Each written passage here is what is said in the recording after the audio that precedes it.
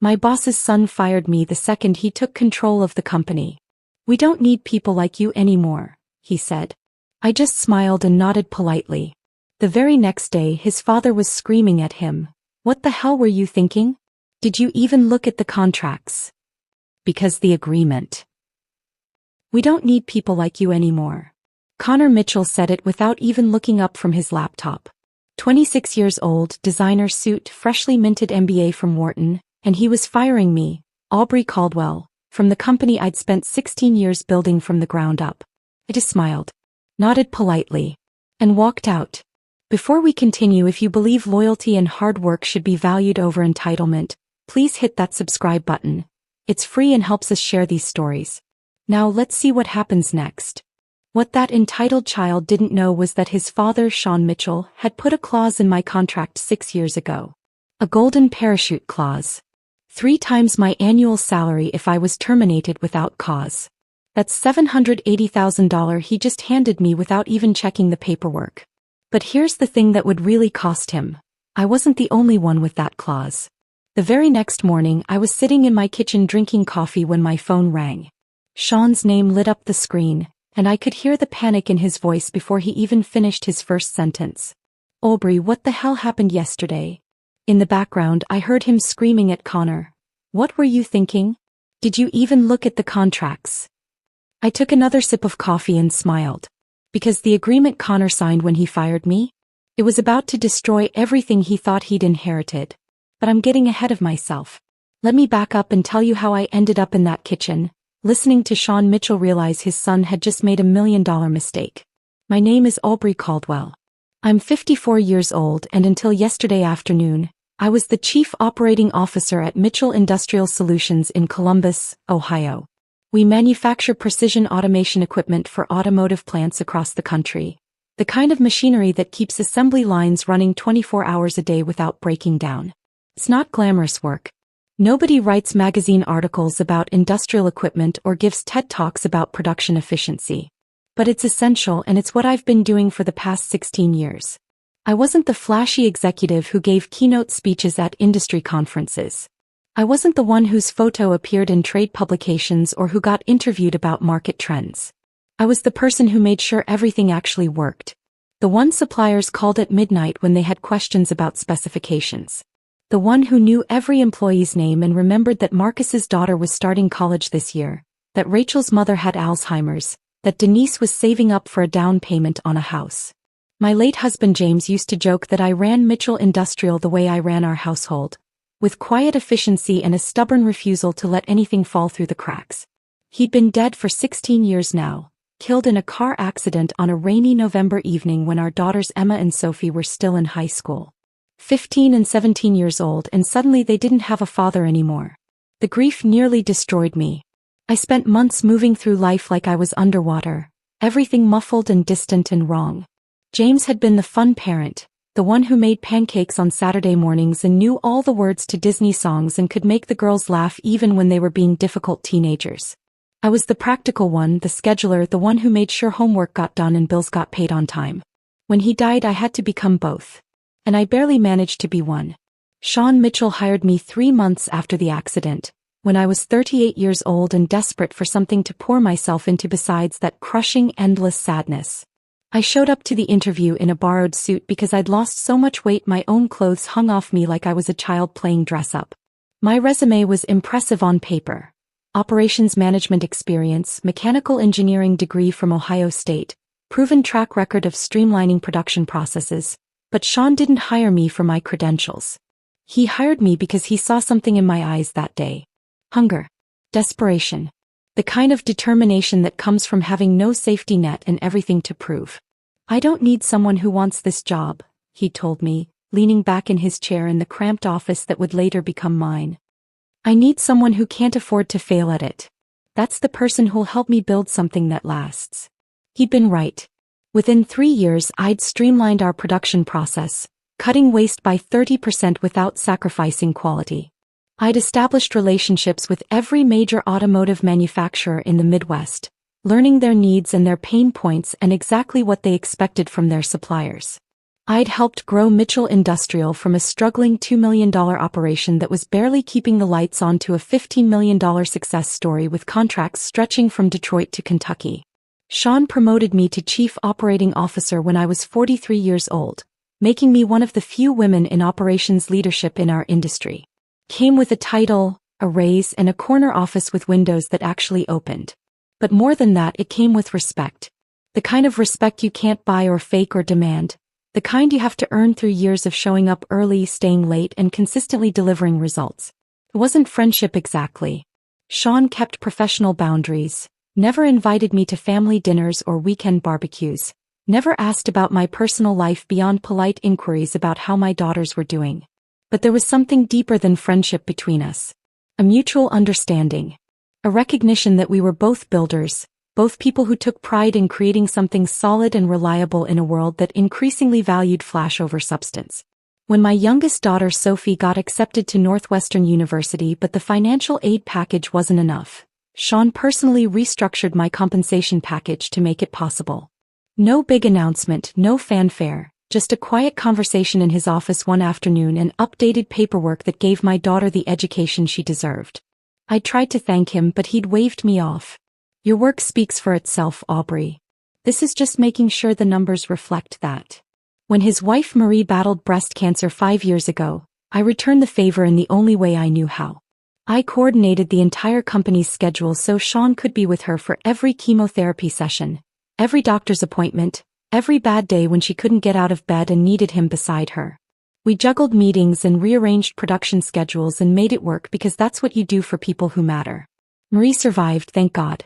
And Sean never forgot what I'd done during those awful months. We built something together over those 16 years, Sean and I.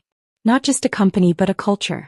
A place where people mattered, where quality wasn't sacrificed for quarterly profit margins, where a handshake agreement still meant something in an industry increasingly dominated by lawyers who'd never touched a piece of machinery in their lives.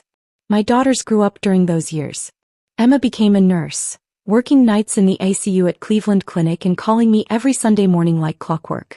Sophie became a third-grade teacher in Chicago, sending me photos of her students' artwork and stories about the funny things 6-year-olds say when they're trying to understand the world. Mitchell Industrial became my second family. The place where I'd rebuilt myself after losing James. The place where I'd proved I was more than just a widow struggling to survive. And then 8 months ago everything started to shift. Connor Mitchell came back from Wharton Business School with his fancy MBA and his 50-page reports about disrupting the industry and optimizing legacy operations. He was Sean's only child, 26 years old, spoiled in that particular way that comes from being the sole focus of wealthy parents' attention and expectations. He'd spent most of his 20s bouncing between business school and a tech startup in Miami that had burned through $2 million of his father's money before collapsing spectacularly. The startup had promised to revolutionize restaurant delivery using drone technology. It lasted 18 months before regulatory issues and basic logistical problems. Turns out drones can't actually carry hot food through city traffic safely. Killed it completely. But Connor talked about the failure like it was a learning experience, a necessary step on his entrepreneurial journey. He showed up at Mitchell Industrial with that particular brand of confidence that comes from never having faced real consequences for being wrong. Sean asked me to mentor him. To show him how the company actually worked, from the production floor to the supplier relationships to the client accounts that kept us profitable. I agreed because Sean asked, and because part of me hoped that Connor might actually learn something if he spent enough time seeing how things really operated. Connor shadowed me for 2 weeks, following me through the production floor with his tablet and his expensive noise-canceling headphones, asking surface-level questions about processes he didn't really want to understand. He'd interrupt production meetings to suggest innovations that showed he'd fundamentally misunderstood what we did. He'd talk about implementing AI and automation without grasping that our clients paid premium prices specifically because we offered customization and precision that algorithms couldn't replicate. After 2 weeks, he submitted a 50-page proposal to Sean recommending we outsource 40% of our manufacturing to cut costs. The presentation was slick, full of charts and graphs and projected profit margins that looked impressive if you didn't know anything about how industrial equipment actually worked. I pulled Sean aside in his office one afternoon, the autumn sun streaming through the blinds, casting long shadows across his desk. If we do this, we'll lose quality control, I told him quietly, keeping my voice professional even though I wanted to shake him. Our reputation is built on precision. One batch of defective components and we'll lose contracts worth millions. You know this, Sean. You built this company on reliability. He'd nodded slowly, his weathered hands folded on the desk between us. I know, Aubrey. I know. Connor's young. He'll learn. He just needs time. But Connor didn't want to learn. He wanted to prove himself. And he was relentless.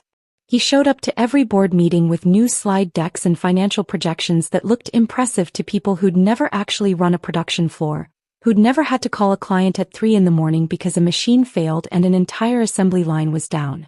Meeting by meeting, I watched Sean's resolve weaken under the pressure of his son's ambition. And 5 weeks ago, everything came to a head. Sean called an emergency leadership meeting on a Tuesday afternoon.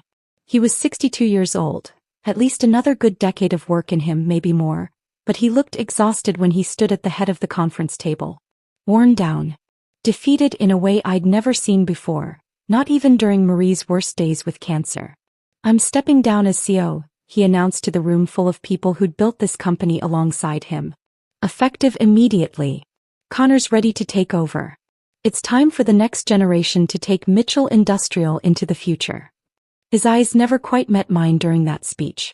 Connor stood beside his father, already dressed like he owned the place, wearing that confident smile that made my stomach turn. After the meeting ended and everyone filed out making awkward small talk and offering congratulations that didn't quite reach their eyes, I lingered near the door. Sean, I said quietly. He looked up from the papers he was pretending to organize, and for just a moment I saw something raw in his face. Regret maybe. Or just exhaustion so complete it had worn through every defense he'd built over 40 years of running a business. It's done, Aubrey, he said, his voice flat. He's my son. This company is his legacy. I nodded once and walked out, feeling like I'd just watched something important die. That was 5 weeks ago. Yesterday, Connor called me into his office. The same office that used to be Sean's, though Connor had already redecorated with minimalist furniture and motivational posters about innovation, and fired me. And this morning I was sitting in my kitchen drinking coffee and listening to Sean Mitchell realize that his son had just made the most expensive mistake of his short career. Aubrey, Sean's voice was strained, desperate in a way I'd never heard before. Don't do anything yet. Please. Let me fix this. I set my coffee cup down on the kitchen table, watching the steam rise in the morning light. Through my window, I could see my neighbor Mrs. Chin watering her garden like it was any other Tuesday morning. Like the world hadn't shifted overnight. It's already done, Sean, I said quietly. Patricia Vance is handling it. The silence that followed was so complete I could hear him breathing on the other end.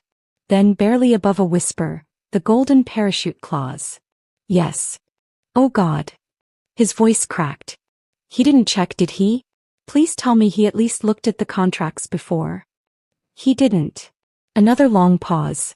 I could almost see Sean in his home office, the one with family photos covering the walls, realizing exactly what his son had done. When he spoke again, his voice was hollow. How many of you had protected contracts?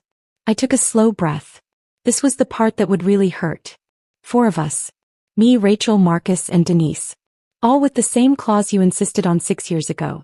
3 times annual salary for termination without cause. I heard him calculating in real time. My $780,000. Rachel's engineering director salary would be around $690,000. Marcus's $510,000.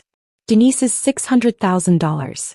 Nearly $2.5 million in severance penalties that Connor had triggered in a single afternoon. For a company with $8 million in liquid reserves, it was catastrophic.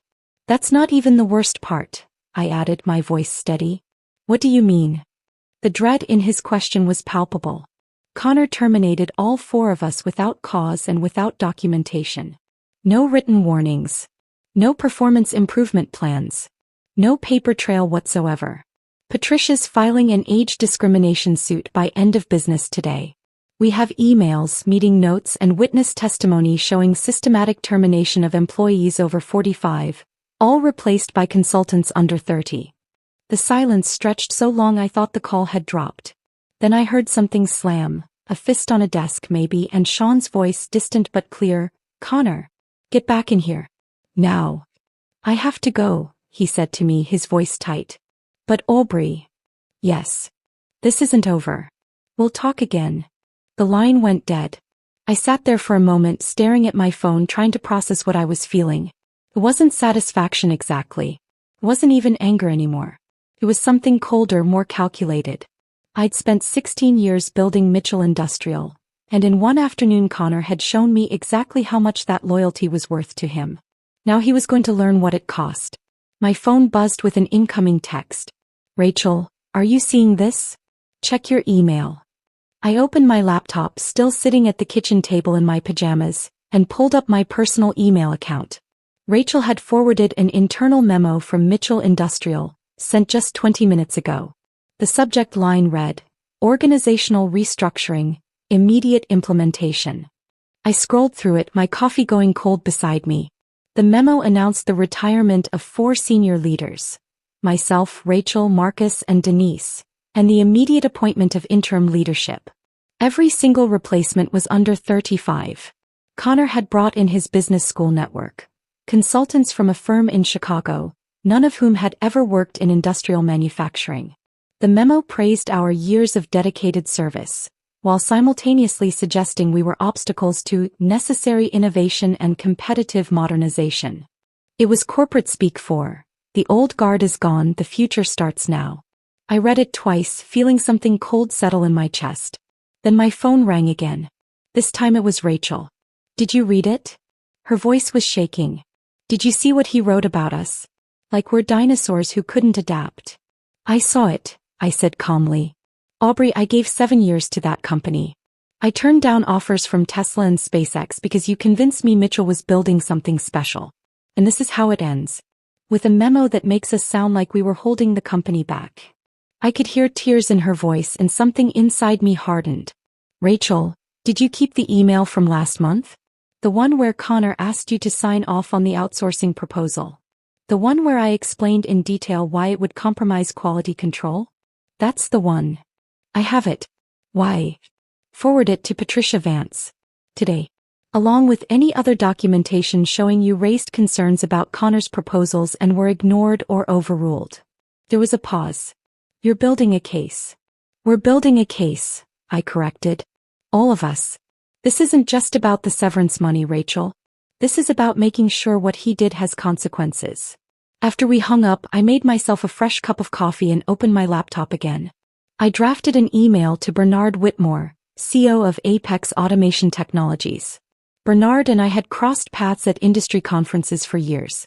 6 months ago, he'd approached me with an offer: a significant salary increase and an equity stake if I'd consider leaving Mitchell Industrial. I'd declined out of loyalty to Sean. I'd kept Bernard's business card though. Filed it away in my desk drawer just in case. Now I pulled up his contact information and started typing. "Bernard, I hope this email finds you well. I'm writing to follow up on our conversation from the spring. My circumstances have changed and I'd be interested in discussing the opportunity you mentioned. Would you have time for a call this week? Best regards, Aubrey." I hit send before I could second-guess myself. Then I called Marcus. He answered on the first ring. "Aubrey, tell me you got that memo too. Tell me I'm not the only one who thinks this is insane." "You're not the only one," I assured him. "How are you holding up?" "Honestly, I'm furious. I've been with Mitchell for 12 years. Started on the production floor, worked my way up to supervisor. I hired most of the team we have now. And Connor fires me via email at 8 in the morning, then sends out a company-wide memo 2 hours later making it sound like I was the problem." "I know," I said quietly. "But Marcus, I need you to focus. Do you have documentation? Performance reviews, emails showing your work quality, anything that proves you were doing your job well?" "I have everything. I keep copies of all my quarterly reviews." "Why?" "Because we're going to need it. Patricia Vance is building a case, and the more documentation we have showing we were terminated without cause, the stronger our position." "You think we can actually win this?" I thought about Connor sitting in that office yesterday, barely looking at me as he fired me. Thought about the arrogance in his voice, the assumption that he could just sweep away 16 years of my work like it meant nothing. I think we already have, I said. By late afternoon I'd spoken with Denise as well. She'd been the most emotional of all of us, crying through most of our phone call. Mitchell Industrial wasn't just a job for her. It was where she'd rebuilt her life after a difficult divorce 5 years ago. The quality control lab was her kingdom, and Connor had given it to a 29-year-old consultant who'd never worked in manufacturing quality assurance. What am I supposed to do now? She asked, her voice breaking. I'm 51 years old, Aubrey. Who's going to hire me? Someone who values experience, I told her firmly. And Denise, this isn't over. We're going to fight this. All of us together. That evening I sat down with Patricia Vance via video call. She'd spent the day reviewing all 4 of our employment contracts, along with the documentation we'd sent over. This is even better than I thought, she said, adjusting her glasses as she looked at her screen. Connor Mitchell didn't just violate your contracts. He created a textbook case of age discrimination. 4 employees, all over 45, all terminated on the same day without cause, all replaced by consultants under 35. The pattern is undeniable. What happens next? I asked. I file formal severance claims for all 4 of you by end of week. The company has 30 days to respond. Given the contract language, they'll have to pay. It's not negotiable. These golden parachute clauses are airtight. But beyond that, I'm filing a discrimination complaint with the EOC. That investigation will take longer, but it puts additional pressure on Mitchell Industrial. And if they fight it? Patricia smiled. Then we take them to court where discovery will be very interesting. Every email, every meeting note, every decision Connor made in his 5 weeks as CEO becomes part of the public record. Companies usually settle rather than face that kind of exposure. After the call ended, I sat in my quiet living room as darkness fell outside. My phone buzzed with a text from Sophie. Mom, Emma told me what happened. Are you okay? Do you need me to come home? I smiled, typing back. I'm okay, sweetheart. Really. This is just a change, not a catastrophe. Focus on your students. I'll call you this weekend. But sitting there in the darkness, I realized something had shifted inside me. Yesterday, when Connor fired me, I'd felt shock and betrayal. Today I felt something different. Clarity. For 16 years, I'd poured everything into Mitchell Industrial. My time, my expertise, my loyalty. I'd sacrificed weekends and holidays. I'd missed Emma's nursing school graduation because we had a client crisis. I'd postponed vacations because production schedules couldn't wait. And Connor Mitchell had dismissed all of it in 5 words. We don't need you anymore. Fine. He'd learn soon enough exactly what he'd lost. My phone lit up with an email notification. Bernard Whitmore had responded, Aubrey, great to hear from you. I'm available tomorrow at 2 p.m. for a call. Looking forward to catching up. Bernard. I closed my laptop and went to bed, but sleep didn't come easily. I kept thinking about the production floor at Mitchell Industrial, about the equipment I'd maintained and the systems I'd built and the people I'd trained. I thought about Crawford Automotive's contract renewal coming up in 6 weeks, and how Connor's consultants had no idea how to handle that relationship. I thought about all the institutional knowledge that had walked out the door yesterday, and how long it would take Connor to realize what he'd lost. Somewhere across town, in the house he'd grown up in, Connor Mitchell was probably celebrating his first day as CEO. Probably convinced he'd made the tough decisions necessary to modernize the company. He had no idea what was coming. The next morning I woke at 5:30 out of pure habit. My body didn't care that I no longer had a job to go to. 16 years of early production meetings and client calls had programmed my internal clock, and it refused to adjust just because Connor Mitchell had decided I was obsolete.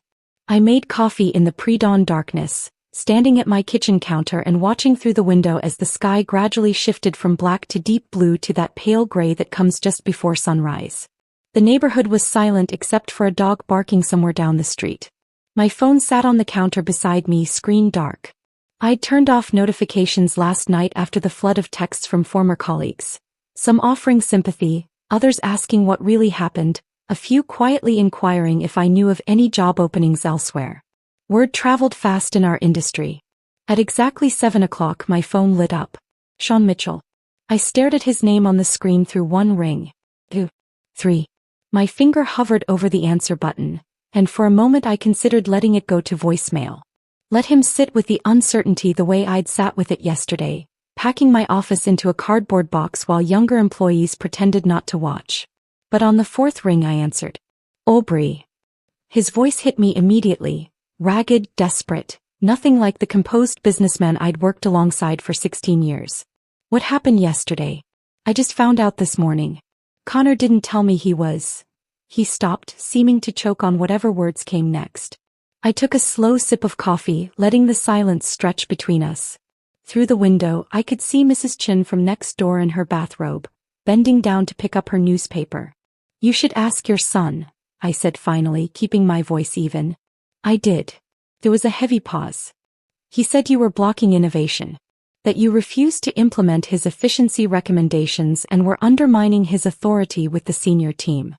Something cold and sharp twisted in my chest. So that's how Connor was spinning it. Not that he'd impulsively fired 4 people without checking their contracts, but that we were obstacles to his grand vision. Did he mention that I was fired without warning? I asked, still maintaining that carefully neutral tone. Without documentation? Without cause? Silence. Did he mention that he eliminated the entire senior leadership team in a single day? Ray, Marcus, Denise. Everyone who built this company with you, Sean. Gone by lunchtime. The silence that followed was so complete I could hear Sean's breathing on the other end, ragged and uneven like he'd just finished running a mile. Jesus Christ. His voice cracked. All of them? He fired all of you. All of us, I confirmed. Then I heard it, something slamming in the background. A fist hitting a desk, maybe, or a hand slapping against a wall. Sean's voice came through distant but clear, shouting, Connor, get in here. Now. There was rustling, movement, maybe a door opening. Then Sean was back on the line, his breathing harsh. Aubrey, listen to me. Don't do anything yet. Please. Just give me 24 hours to fix this.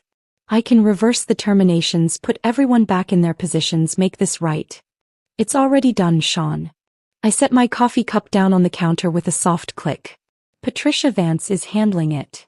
His exhale was long and shaky, and I could picture him closing his eyes, pinching the bridge of his nose the way he did when dealing with particularly bad news from a supplier or client.